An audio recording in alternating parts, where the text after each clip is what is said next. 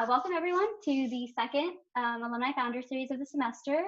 It's good to have you all here, and we are partially brought to you by the Mason Alumni of Color Network this semester. Thank you for being here, and we're going to try something new for this AFS. It's really exciting. We're going to try to get a sense of who's in the room and where you all are coming from, and just so we can start our event knowing each other a little bit more. And the way that I'm going to do this is through polls. It's my first time with this, so bear with me, but I'm going to try to ask some first questions and see what's up with everyone. Y'all see that? Sweet. We have one more. Not to call anyone out. I feel like a professor. Okay, awesome. All right, cool. So we got a good mix of folks today. Again, thanks everyone for being here. All right, time for another one. Oh yeah, here are the results. Awesome. Wonderful. 3 people with jobs in the real world. Aspirational. That's what I hope to get out of my 4 years here. So thanks for those folks. All right, now getting into some spicier questions. Some more fun. Ooh, they're duking it out. Tied. Wow. We need a both option. I know, that's true. I know, that's what Savannah had said too, before when we were chatting. It depends on the day. Awesome. Today's fun question, just for funsies. Ooh. Oh. Oh, okay. We have no Slytherins. God. Where's the evil in this group? Really? Oh my gosh. Although I've heard that Slytherins are more multifaceted than that, so I should be quick to make that judgment. Awesome. Hufflepuff's in the lead. That's what I love to see. I'm a Hufflepuff, so Hufflepuffs unite. Thank you for being here. Sweet. Okay, cool. Well, thank you for playing that fun game before we get started and indulging me. It's good to know a little bit more about who's in the room, or the Zoom room, so to speak. So without further ado, let's go ahead and if we could mute our videos and audios back up so we can focus on Samantha and what she has to say. And then during Q&A, I'll ask you to unmute and share your video again so we can ask questions face to face. And all right, and then at the end of AFS, I will send a link to the chat for the check-in for the event and to get game points for being here and to provide us with some valuable feedback on how to make our events even better. I look at the feedback every week, so I really appreciate whatever you guys have, your 2 cents. And yeah, without further ado, time to introduce Samantha. All right, so Samantha Boateng, right over here. She graduated from William & Mary with degrees in history and English with a focus on Africana Studies in 2019. So I would say one of our most recent grads for the past couple of programs. While still in high school, she co-founded Read to Lead. Read to Lead is a nonprofit organization that builds libraries worldwide and runs literacy programs in an effort to exponentially increase the worldwide literacy rate. In 2016, she was also named one of 22 under 22 most influential college women by HerCampus.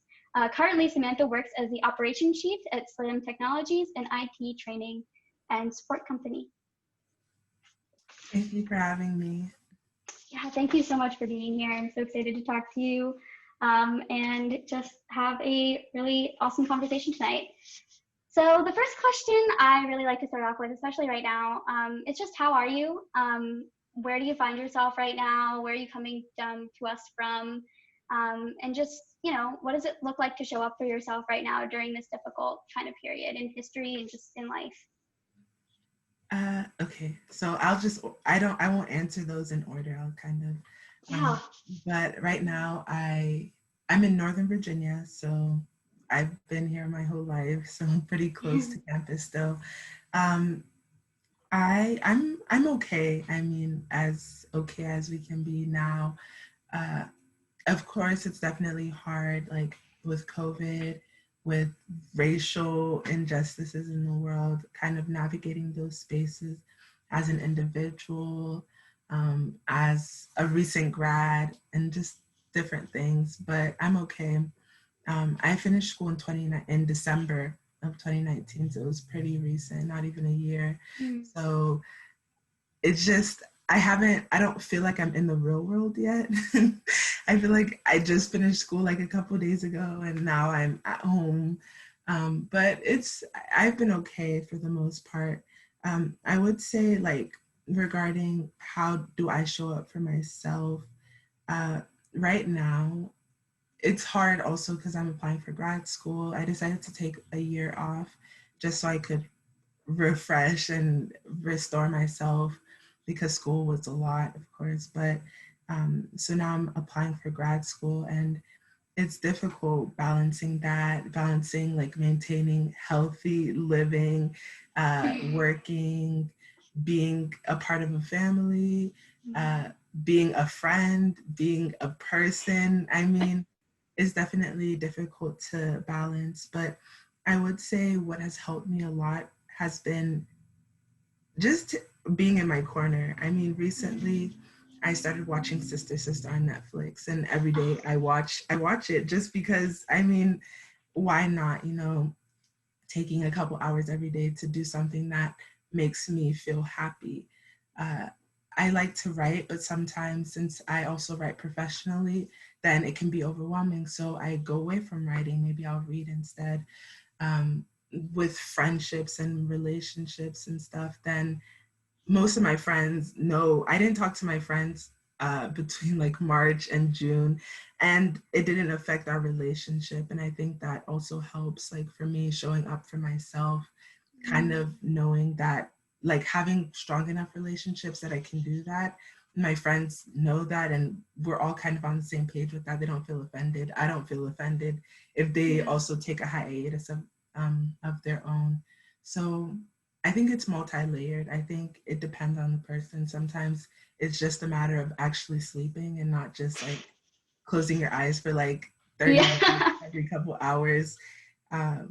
Yeah, so I would say like each day is different too. So something might not work that one day and it might work another day. One thing I like to do is go to the Dollar Tree and buy Twizzlers. It's like a weird, it's a weird thing. And Twizzlers, I know, aren't popular, but it's very like calming. When I get my Twizzlers, I can just sit in my bed and just relax. So there are a bunch of things like that, but yeah. My grandmother is dealing with some medical issues right now, and her whole life we had no idea she liked Twizzlers. And then like my mom randomly had a pack of Twizzlers and she brought them home, and my grandmother was like munching on them like high key. And I was like, I did not. I was like, is this just a random craving? She's like, no, I've always liked Twizzlers. I was like, okay. It just struck me. It was funny when you said that, because I think she's finding a similar comfort right now in that. Yeah, that's, I think what you said about your friends is really phenomenal, that you have those strong relationships that allow you to, not that the relationship is draining you, but that you just need time to take for yourself, that you can't necessarily be in a relationship.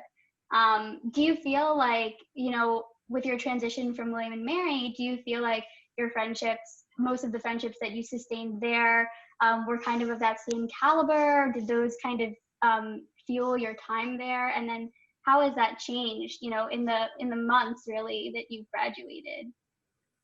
Actually, all of my close friends I met at William and Mary, like every single friend of mine that I talk to regularly, that I hang out with, some of them are even still at school. A lot of them are still at school.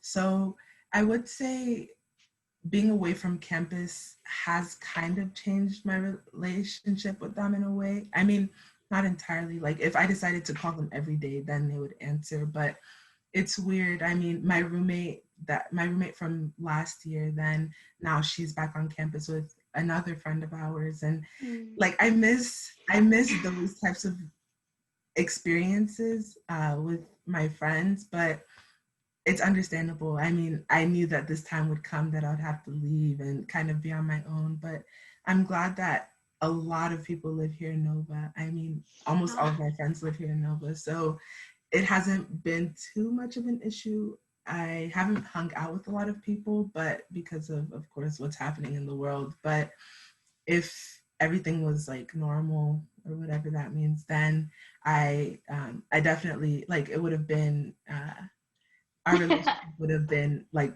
the same.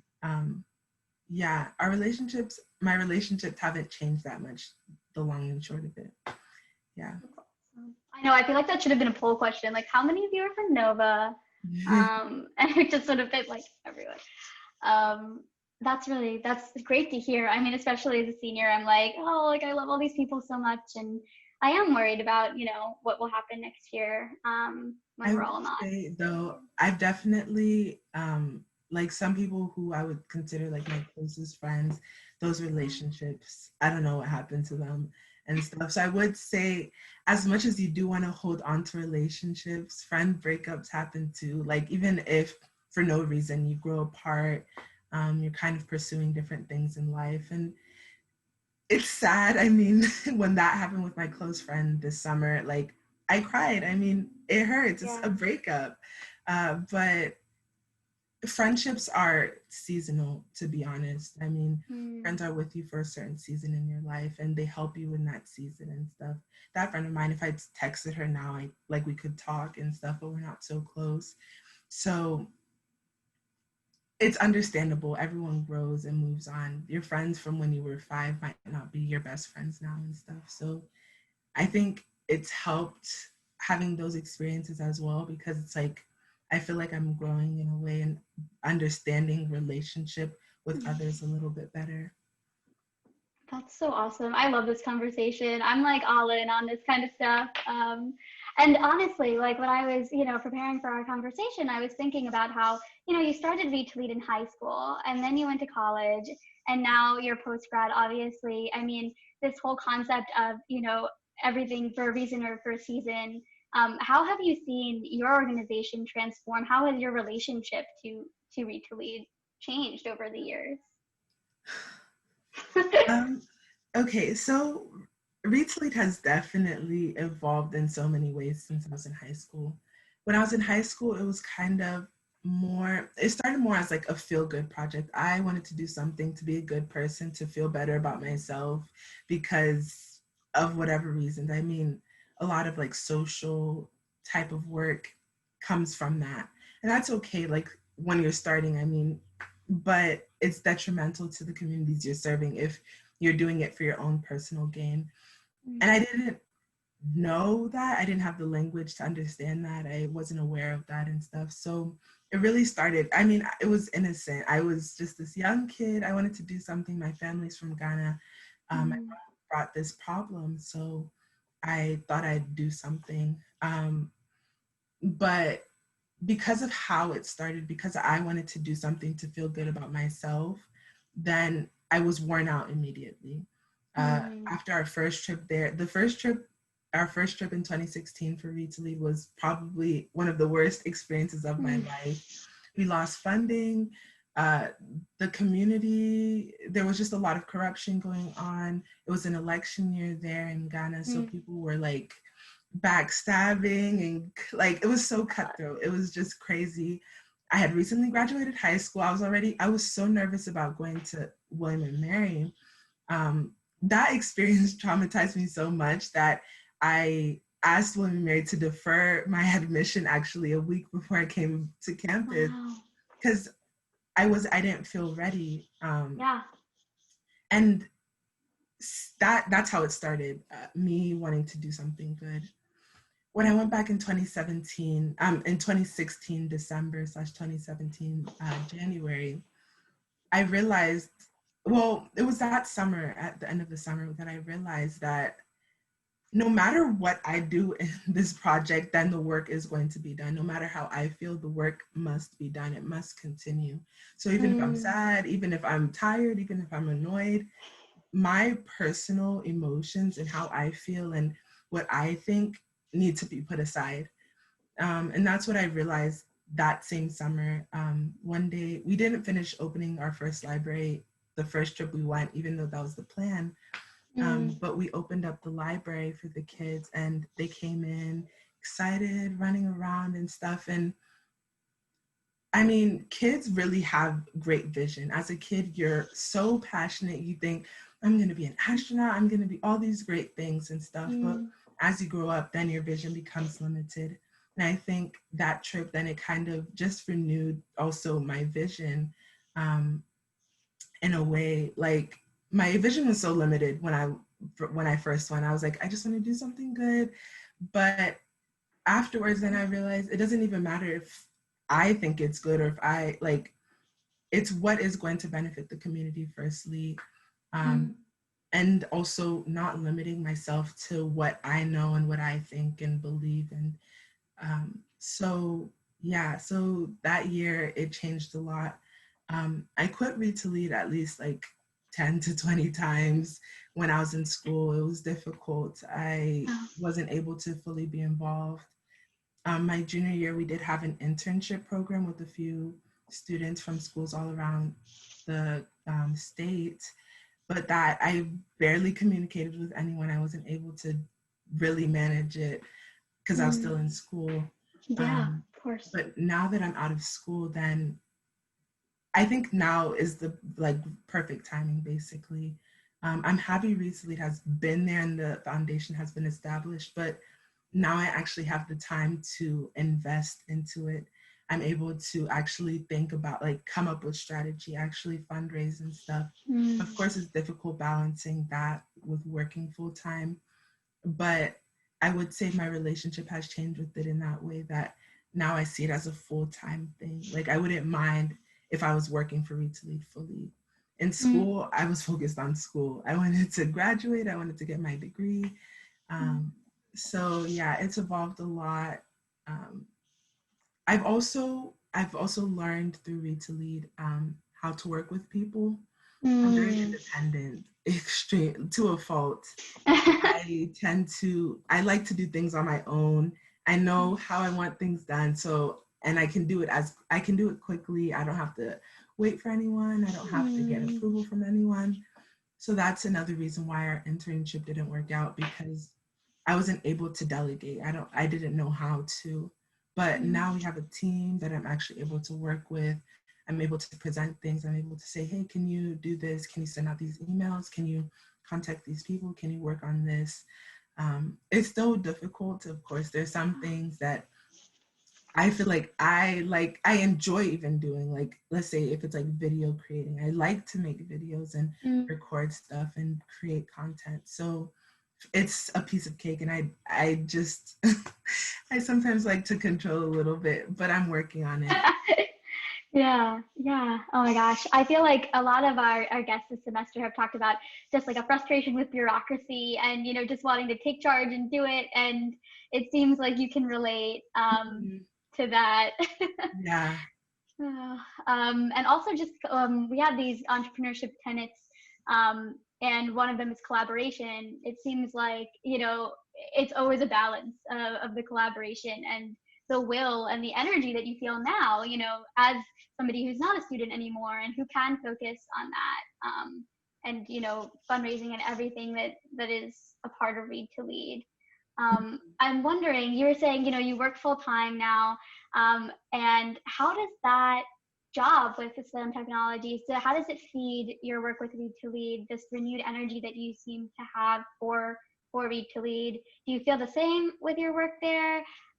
Is it helping you there? What are there skills that you've developed working for Slamm Technologies that you feel have played into your work with Read to Lead as well? I would say with Slamm, the reason why I'm able to work more on Read to Lead is because of the flexibility of the work. I'm not like tied down to something. I don't always have like deadlines and things. I have a little bit more freedom in my role, which is nice, and which is something that I've always wanted. So I'm able to kind of like, if I'm working and I have a little break, then I'm able to maybe create posts for social media for Read to Lead or work on our newsletter, things like that. So I would say it's given me time.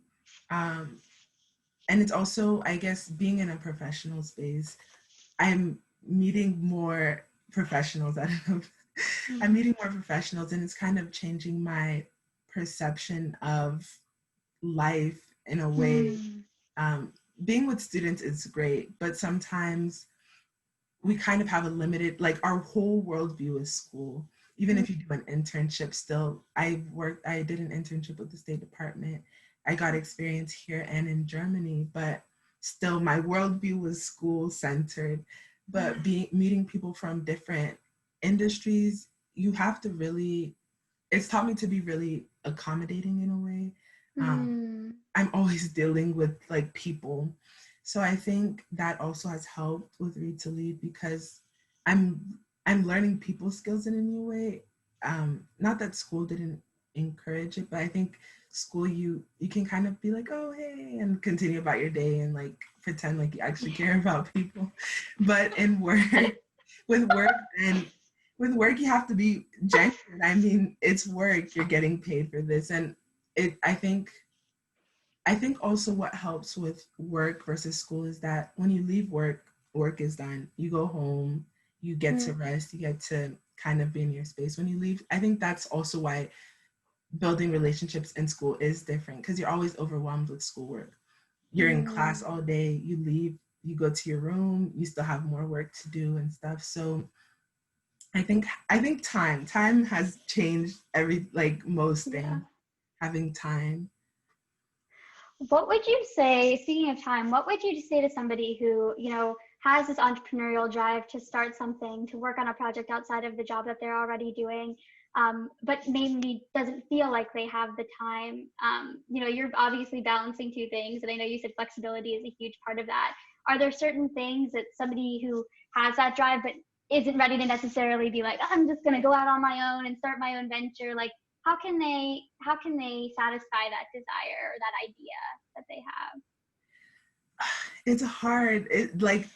I mean, even though I'm saying I have so much time, it feels every day. I get back home at like 5. I feel stressed because I want to do so many things, but then I have to eat, get ready to sleep, and it just feels like sleep at a reasonable time so I can wake up early enough to be refreshed for the next day. I would say with that, then sometimes you have to make some sacrifices, that no doubt about it. Like I said, I'm applying for grad school now. I also write, which I do both outside of work. So usually it's hard to stick with a schedule. Most times I get back from work and I just want to lay down. But what I do now is when I get back, then I set, okay, I'll eat between like 5 and 6. And then between 6 and 10, then I have a pretty strict schedule, maybe giving myself a break every hour, so of like 10 minutes to kind of browse through social media. I recently found out about an app called Forest, which you have to pay for it. It's $1.99, but with it, then it's a productivity app, and when you turn it on, then you're growing a forest. And they actually plant trees in Kenya, I think. Wow. But it's cool. I mean, you don't want your tree to die, so you're like, okay, I actually have to work. I downloaded it on my phone, and I didn't have it on my iPad for a while. So I'd be on my iPad like, oh, let me just go on Instagram. But I got it on my iPad too, so I have to set them both at the same time because it forces you in a way. Like sometimes you have to do things that aren't comfortable to achieve what you want to. So I would say kind of forcing yourself to a regimen. I have never done this before, this structure thing. So it's new to me too, but it's helping. Yeah. Oh my gosh, I like this. This conversation gives me a lot of endorphins. We're planting trees. We're talking about just like giving yourself a break. I'm like, all right, this is the conversation I needed this evening. I love that. I wanted to also ask you about. I know that you had mentioned that you're a very multifaceted person. You're writing. You're working here. You're doing Read to Lead. You're doing scrolling on your social media, and I know that you had mentioned LinkedIn Learning as a resource for students, should they want to learn new skills or practice something. Could you tell us a little bit more about that? Yeah, so my was it my second or third year, a friend of mine, Nathaniel, I think some of you might know him, Nathaniel Page, Yes. told me about lynda.com. It was like, oh, to learn skills, whatever. I wrote it down, but I never used Lynda up until I graduated. And when I graduated, then I learned about Scrum, which is like a project management framework. And I still am interested maybe in the future, but I wanted to be a Scrum Master. So I was like, let me see where I can learn this like for free, because I really don't want to pay for a course since I'm not entirely sure about whether or not I even want to do this. So I just went on LinkedIn, used my school login, and it's a great, even as an alumni, you still have access to it using your school email. So yeah, it's a great resource. You can learn anything, honestly. Even like I work for an IT company, we do IT training. Almost every single training that we do is on LinkedIn Learning. Wow. It has anything like how to captivate people, like how to talk to people, public speaking things. It has writing tips. I would just say like go on LinkedIn. You would use your school login when you go to LinkedIn Learning, and you can connect it back to like your regular LinkedIn account, so you won't have to create a new one. And yeah, it has everything you can imagine. I like I mentioned, I like to do like video production and stuff. So Yeah. like learning like how to use Adobe Studios applications. I got into like animating stuff for a little bit. So like After Effects I did on there, and like made like graphics. So anything, I mean, if it's for fun, if it's for work, it's really useful. That's really awesome. Wow. Oh, very, very cool. Thank you so much for being so open and just sharing what's going on with you right now. I really appreciate it. Thank you for having this conversation. I love hearing from a recent grad because I'm close to there and I'm very scared. So this is also just great on a personal level. And now we'll open it up for questions for Samantha. Everybody can unmute their video and their audio. And yeah, just go ahead and unmute yourself and ask if you have anything. I have a question. So you mentioned how that are, when you're in school, your worldview is very narrow. And so I was wondering if you had any tips for like right now, like if you could go back to William and Mary, like now having the experience that you have for, kind of expanding our worldview despite being students and being at school. I would say this is something, so last year I did a study abroad program in Rwanda, and before I went, I was nervous about going.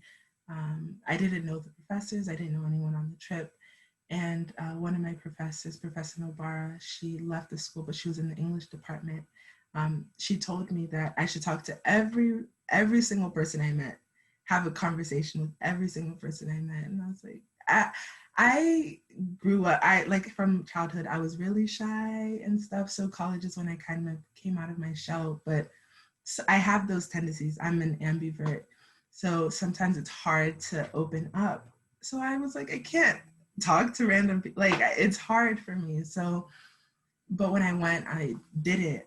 And just talking to people, I mean, people might think you're weird, like, oh, why is she talking to me? But sometimes too, you're learning about different people, learning about different experiences and stuff. I would say even being at school, like I mentioned, Nathaniel Page, that he is another person who I learned that example from.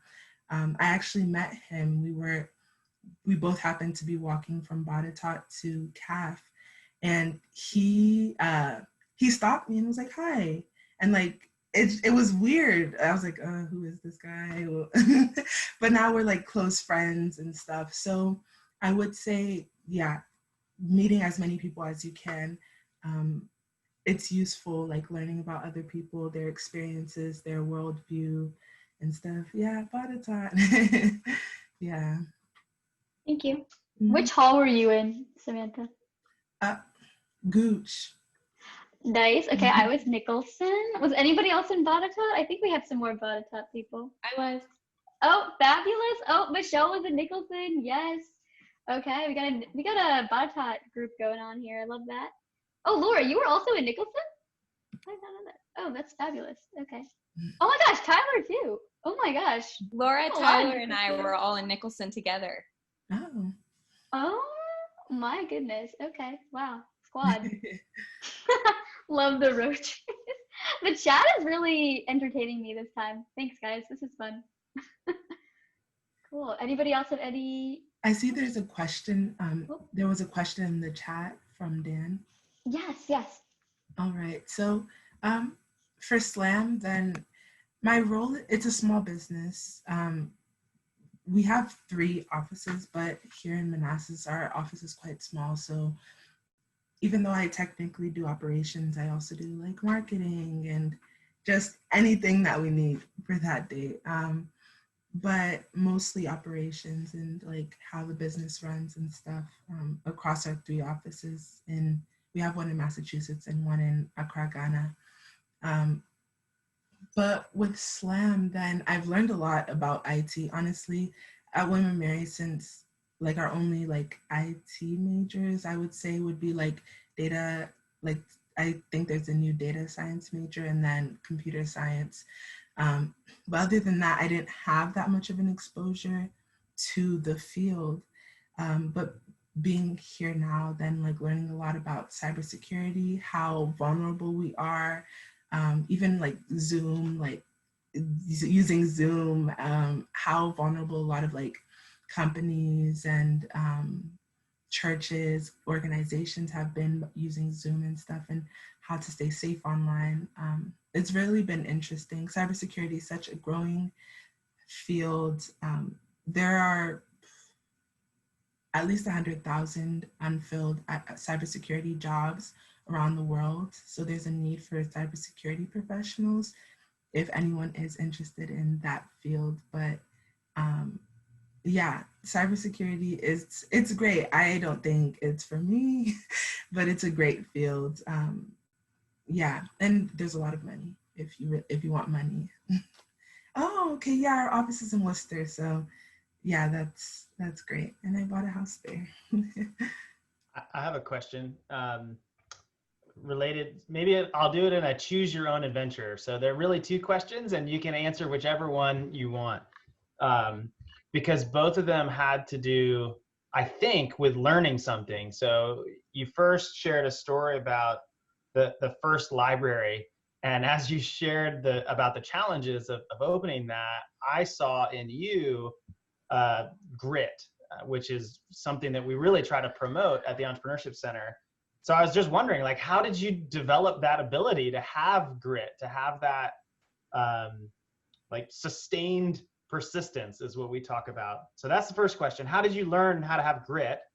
And if you want, you also mentioned about improving. Like you were talking about, you might not have been so good at delegating, and then you realized you needed to, and then like you got better at it. But how? Like, how did you improve yourself? So on the first hand, it's how did you have grit? On the other is like, how do you improve yourself where you recognize I need this skill and I don't have it as much or to an extent that I would like? So I guess I'll answer both kind of together in a way. So with Read to Lead, then my mom is co-founded it with me. So my mom is we're quite different to say the least. But a lot of times, like I said, I was more introverted, especially in high school. I kind of stayed in my corner. And regarding grit, our first library, it felt like a horrible experience, but I would say I learned it because of my mother. Not because I wanted to, but because she said, we're going to do this. And that's what you started this, so you're going to finish it kind of thing. Like I said, I quit Read to Lead at least 20 times, I'm sure. It was a lot of times. But each time my mother would say, it's your choice. You can, like, she would just kind of be like, oh, I mean, if you want to, but you started it, so you can't just end it in the middle. And then and that kind of made me think about the reality, like it brought me back to reality, took me outside of myself in a way.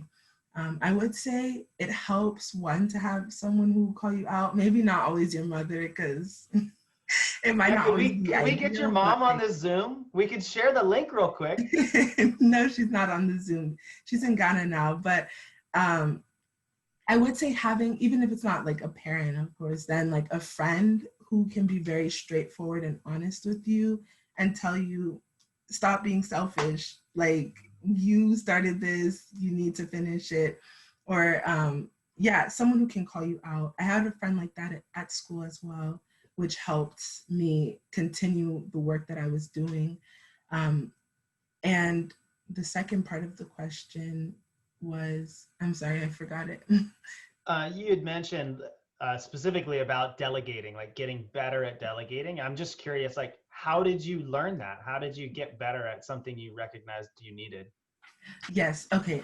That I wanted to relate the two, because I would say like having people around you is very necessary. The reason why I even started delegating with Read to Lead was when we started our new team recently, my older sister joined in and is helping with that, but we have like a team of a bunch of people. And my older sister was like, if you need any help, let us know. And she kept mentioning it, she kept saying it, like, if you need any help, let us know, let us know, let us know. And it made me think, I mean, maybe I feel comfortable and I'm okay with doing all the work because it's kind of in my nature and stuff, but these people went out of their way to join this project and they care about this project in a way. So I would say, like I said, with Grit, having someone who will kind of point something out, even if it's not directly, subtly giving you reminders and hints like, hey, be aware of this, you do this thing, put yourself out there, things like that. Yeah. That's just great advice, that this thing we call entrepreneurship, this larger umbrella of entrepreneurship, is rarely a solo thing. Mm-hmm. It works best with a support group around you. Yeah, definitely. Like having like your tribe, I guess a lot of people say, having your tribe or your people, even if they're not necessarily doing the work with you, someone who you can always kind of go back to.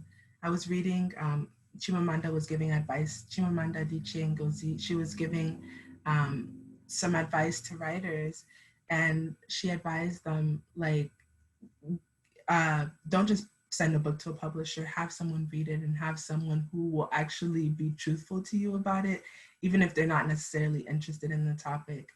And I think it's so necessary, having at least one person who can tell you when you're out of line, when you're wrong, when you're doing well as well, not just someone who's there to criticize you, someone who can also support and encourage you. That's great advice. Thank you. Thank you. I have one if no one, but I don't want to take the opportunity away from anyone. Okay, awesome. Okay, well, I'm really curious because writing is something also that before we started our conversation, I was chatting with you about this, but I just recently became very interested in and just like, oh, I really want to try this out. And specifically more creative writing. And I was wondering, like, what do you think is the overlay between that and, entrepreneurship and starting something of your own? So, I mean, ideally, I would like to be a writer when, like, I want to be a writer. I write poetry. So when you mentioned poetry, I was like excited. But I would say with writing, like, let's say creative writing in particular, it's not entirely profitable, but you have to find a way for it to be profitable. I think passion only lasts as long as you are comfortable. A lot of times we are passionate about something. We're like, oh, I don't need money. I just will let passion carry me through. But as soon as you get uncomfortable, then that passion goes away.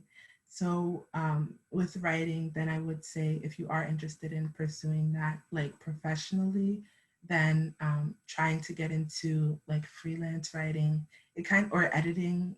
Freelance writing isn't always fun, but it makes a lot of money, especially as like a recent grad or even in school. And you don't have to dedicate a lot of time to it.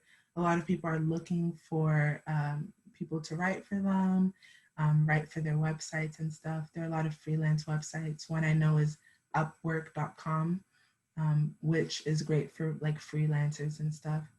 But I would say if you do want to write professionally, I mean, I haven't published much, just a few poems, but I would say with writing, then if just because you're passionate as well doesn't mean that like passion will always drive you forward. Sometimes it takes, I feel like I don't want to write today, but I'm going to write today anyways. And so one thing I've just recently started doing, I was looking at applying for a Master's of Fine Arts program, which I'm not sure I will, but starting writing every day, every single day, every night before I sleep, I just type a few words on my iPhone, just to write something. And I follow like prompts and stuff sometimes because I can't always come up with something, but just writing a few words down every day. And I think with everything like any type of passion, any type of entrepreneurial endeavor, doing a little bit every day is very necessary. Because if you decide, oh, I'll just do everything on Saturdays or something, Saturday will come, and if something happens Saturday, then you didn't do anything throughout the week. But if you just did a little bit each day, each day, and maybe you missed a day, then it's okay because you have built something up every single day. So, yeah. I hear a lot of opportunity discovery in that, and just like looking for opportunities to take what you're doing and make it into something. So that's awesome. Thank you. Yeah. Any last questions? What is it about writing that I like? Honestly, I don't know how, like, I can't put a word to it, but sometimes I feel like I talk a lot, but I'm better at expressing myself in writing. And I think that's what I like the space. And through writing, I can say anything, I can talk about anything, I can be anyone, without having to think about like the real world. With like speaking and language, as much as like you can be creative in your speech and stuff, you're still kind of limited, at least in my perception, you're limited by like the world and its constructs. But writing, I like it because it's just something for me, something I can do for myself. Yeah, I started writing, I learned about writing when I was in 7th grade, and since then it's always been like kind of an escape. Some of my favorite writers, I have a few. I would say off the top of my head, it depends, of course, it also depends like on genre, but probably my favorite writer, if I had to choose one, is her name is Ama Ata Edu. She's a Ghanaian writer. She writes fiction, but a lot of her language is quite poetic, and she talks a lot about like the immigrant experience and stuff. So yeah, probably my favorite. I like Toni Morrison. I mean, you can see my book collection here, but I have a lot of favorites. So thank you for the questions. All right. Well, I guess if nobody else has any questions, I just want to thank everybody so much for coming out, and thank you so much, Samantha, for joining us tonight and giving us some of your time that, as we discussed, is chock full of awesome things. So thank you so much. Thank you all for having me. I've had a lot of fun. Yay. Okay. Well, I hope everybody else had a lot of fun too. And if you did, and if you didn't, please fill out that feedback form that I just put in the chat. and give me some thoughts and some ideas for future sessions. The polling also came out of some feedback, so it really does matter, and we really do integrate it. But other than that, thank you so much, everyone. Thank you, Samantha. Thank you.